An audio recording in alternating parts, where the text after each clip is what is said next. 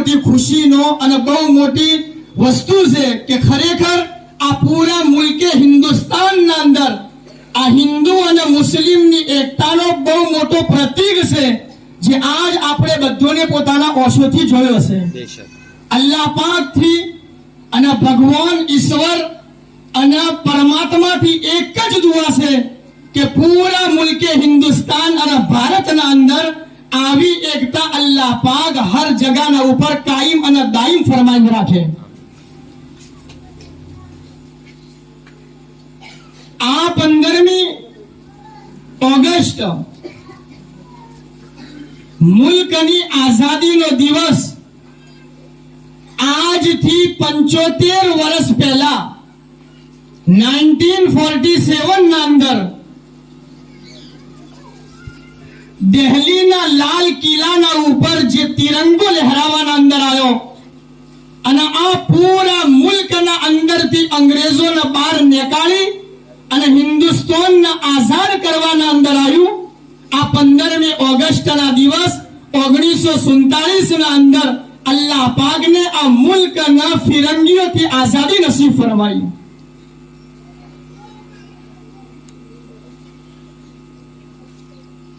और इसके पीछे क्या क्या कुर्बानियां लगी है, ये मुल्क कैसे आजाद हुआ है, न पूछो जमाने से कि क्या कहानी है हमारी, न पूछो जमाने से कि क्या क्या कहानी है हमारी, बस हमारी पहचान इतनी है कि हम सब हिंदुस्तानी हैं. पत्ता पत्ता बूटा बूटा हाल हमारा जाने हैं, पत्ता पत्ता बूटा बूटा हाल हमारा जाने हैं, जाने न जाने गुल ही न जाने बाग तो सारा जाने हैं. कि इस मुल्क हिंदुस्तान को आजाद कराने के लिए हमारे पुरखों ने, हमारे अकाबिरीन ने और हमारे बुजुर्गों ने दीन ने और मुजाहिदीन ने और मुस्लिम हिंदू एकता ने सबने मिल करके इन फिरंगियों को और इन अंग्रेजों को, इन इंग्लैंड से आने वाले लोगों को कैसी कैसी कुर्बानियां दे करके इस मुल्क को आजाद करवाया. इसकी लंबी चौड़ी हिस्ट्री है, बताने का इतना मौका तो नहीं दिया गया, लेकिन एक मुख्तसर सी एक हिस्ट्री में आपके सामने बताओ कि इस मुल्क को आजाद कैसे कराया गया, फिरंगी कैसे मुल्क के अंदर में आए और किन किन सालों के अंदर में कहां कहां कितनी कुर्बानियां लगी. एक मुख्तसर सी हिस्ट्री जो है आप लोग सुन ले. इस मुल्क हिंदुस्तान के ऊपर में हिस्ट्री का जानना हम सब के लिए जरूरी है.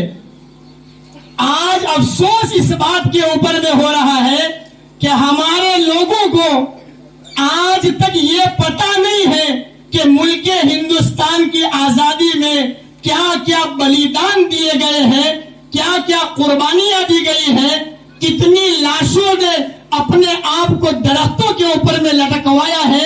अफसोस इस बात के ऊपर में है कि आज तक हम लोगों को हिंदुस्तान की हिस्ट्री का कोई भी जो है ज्ञान नहीं और कुछ भी हमारे हम लोगों को इल्म नहीं है.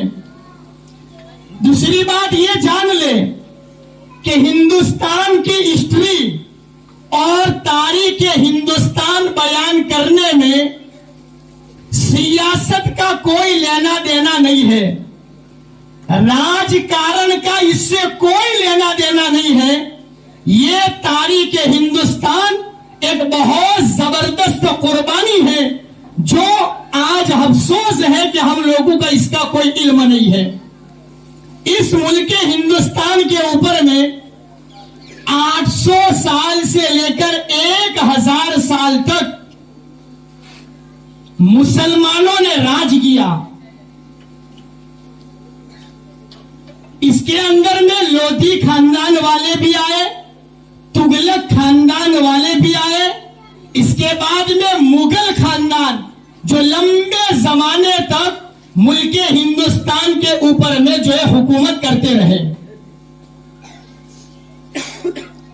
मुगल खानदान के हाथों में जब तख्ते शाही था, इंग्लैंड سے کچھ فرنگی انگریز ہندوستان کا دورہ کرنے کے لیے آئے.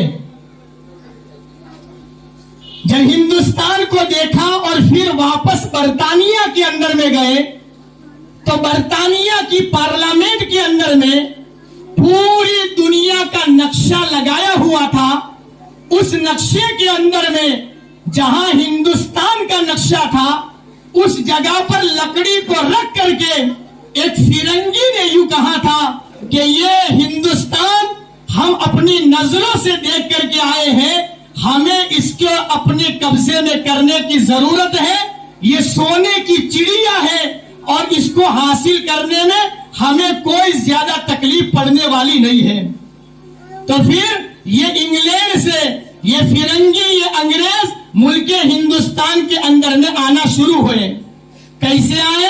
تجارت کی نیت سے آئے, کاروبار کرنے کے لیے آئے, اور پھر انہوں نے ایسٹ انڈیا کمپنی کے نام پر ملک ہندوستان کے اندر میں کمپنی کو ڈالا.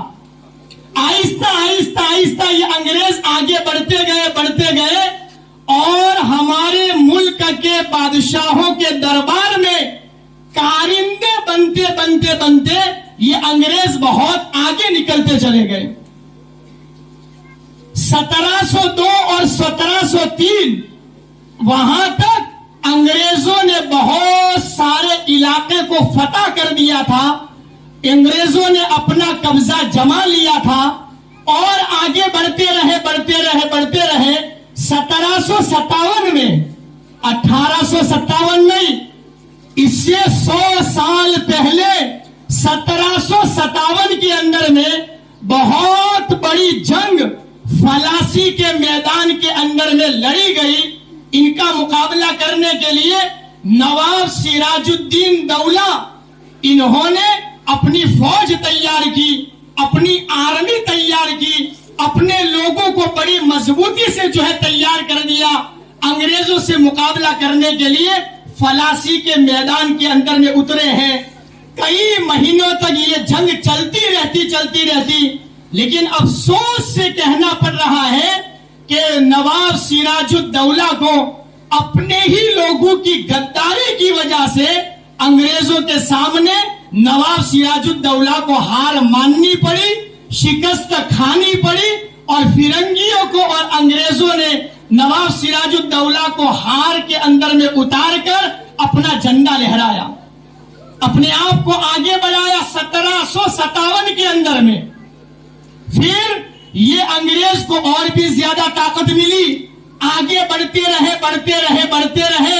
پھر میسور کی سلطنت, جس کو سلطنت خداداد کہا جاتا تھا, حضرت ٹیپو سلطان شہید رحمت اللہ علیہ, جنہوں نے انگریزوں کے سامنے 1799 کے اندر میں میسور کے سری لنکا پٹنم کے اندر میں بڑی زبردست جنگ لڑی ہے. یہ ہمارے پرکھے حضرت ٹیپو سلطان شہید رحمت اللہ علیہ, حضرت مولانا شیخ الاسلام مدنی رحمت اللہ علیہ نے اپنی کتاب میں لکھا ہے کہ ٹیپو سلطان اپنے زمانے کے ابدال اور کتب کے سردار سمجھے جاتے تھے. اللہ پاک نے بڑا زبردست ان کو رعب عطا فرمایا تھا, زبردست قربانیاں دی. 1799 کے اندر میں سری لنکا پٹنم کے اندر میں جب انہوں نے انگریزوں کے سامنے مقابلہ کیا ہے, انگریزوں کے سامنے جب جنگ لڑی ہے زبردست, لیکن وہاں پر بھی افسوس سے کہا جا رہا ہے اپنے ہی غدار میر صادق جیسے منافقوں کی وجہ سے ٹیپو سلطان شہید رحمت اللہ علیہ کو ہار ماننی پڑی ہے. اللہ پاک نے بڑا زبردست ان کو دماغ دیا تھا, اللہ نے چہرہ بڑا باروب بنایا تھا. ٹیپو سلطان شیر میسور کو اللہ پاک نے ایسا باروب چہرہ عطا فرمایا, جب انگریز نے گولیاں ماری ہے سینے پر اور لگی ہے, حضرت کی ڈیڈ باڈی جب زمین کے اوپر میں گری ہے, وہاں انگریز لکھا ہے تاریخ لکھنے والے نے, کسی انگریز کی ہمت نہیں ہوتی تھی ٹیپو سلطان کی لاش کے قریب بھی جاوے. لکھا ہے تاریخ لکھنے والے نے लॉर्ड हॉर्स का नाम का बड़ा अफसर ये टीपू सुल्तान की लाश के ऊपर में आया है और देखा, इसको इत्मीनान हो गया कि ये अब चला गया, मर गया। तो उस लॉर्ड हॉर्स ने अपना यूनियन जैक, जिसको झंडा फिरंगियों का कहा जाता है, टीपू सुल्तान के सीने के ऊपर में रखा और उसने बुलंद आवाज से नारा लगाया कि आज से हिंदुस्तान हमारा है। ये मैसूर की सल्तनत टीपू सुल्तान रहमतुल्लाहि अलैह, जिन्होंने उस जंग में रॉकेट को फेंका था। जब रॉकेट ये फिरंगियों के पास में गया, फिरंगियों ने रॉकेट लिया और उसको लेकर इंग्लैंड के अंदर में गए, उसके ऊपर में रिसर्च किया गया। आज पूरी दुनिया में जो मिसाइल नजर में आ रही है वो सारी की सारी उसी टीपू सुल्तान के बनाए हुए रॉकेट पर रिसर्च करके बनाया गया है। फिर ये अंग्रेजों को और हिम्मत मिली, इन्होंने सोचा कि अब दिल्ली के पार्लियामेंट तक जाने की जरूरत है। आगे बढ़ते रहे बढ़ते रहे बढ़ते रहे।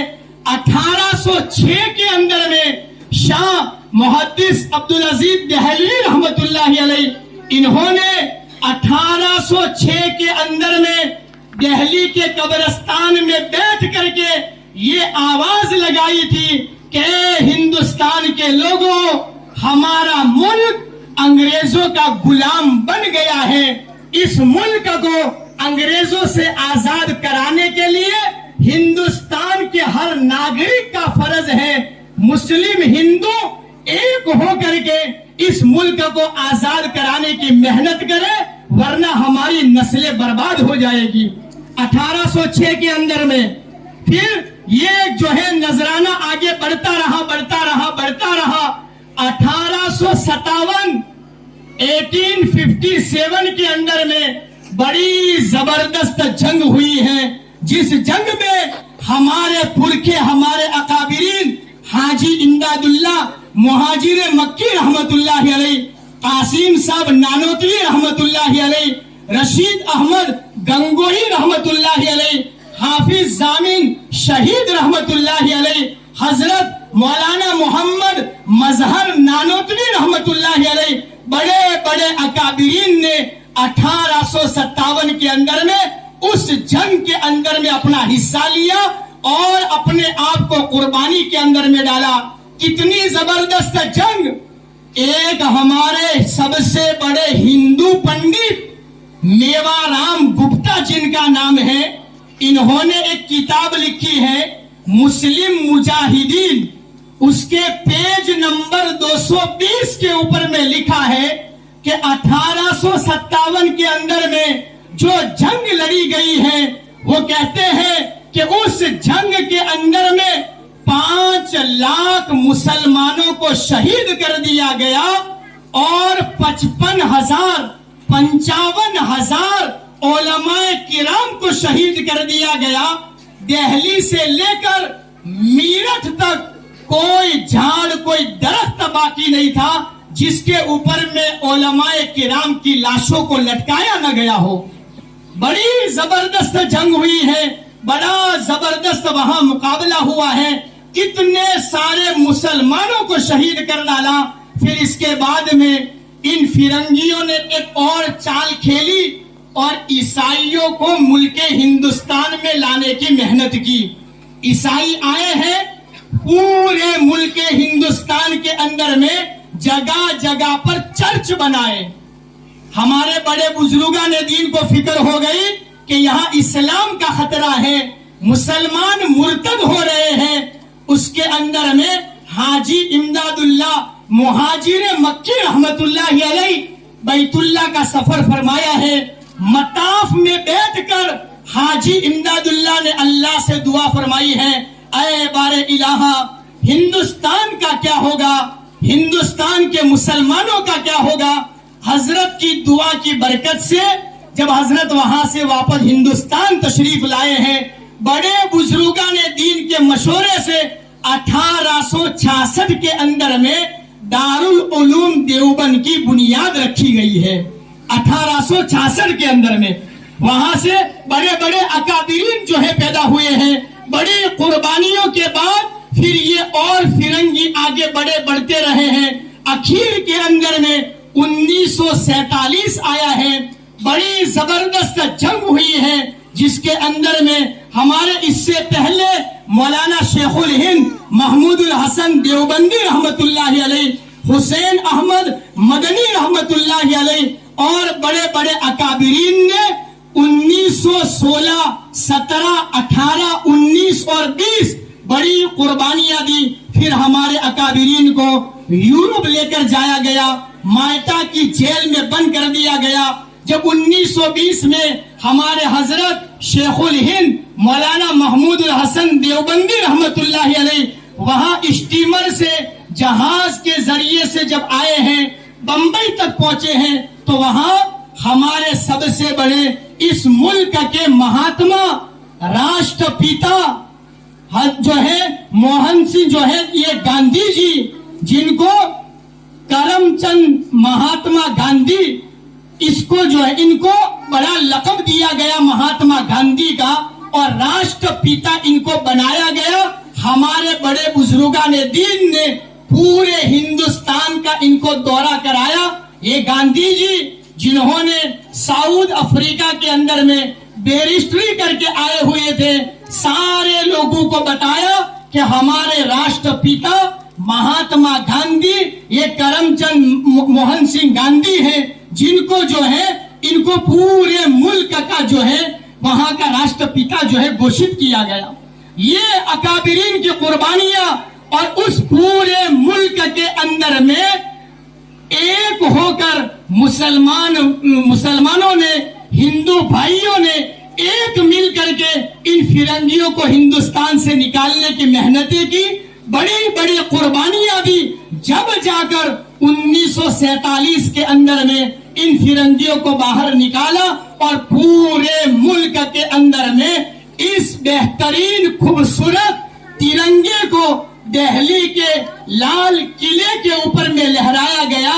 چند قربانیوں کے صدقے میں اللہ پاک نے اس ملک کو آزاد کروایا ہے. اس میں بڑی قربانیاں لگی ہیں، بڑا خون بہا ہے، بڑی گردنیں کٹی ہے. بس کہنے کا مطلب یہی ہے کہ اس ملک کی ہمارا یہ آزادی کا دن ہمارے اس ملک کے تمام ناگرکوں کے لیے بڑا خوشی کا دن ہے. ہمیں اس کی خوشی بڑی شور و زور سے منانا چاہیے، ہمیں اس کی خوشی کا احساس ہونا چاہیے.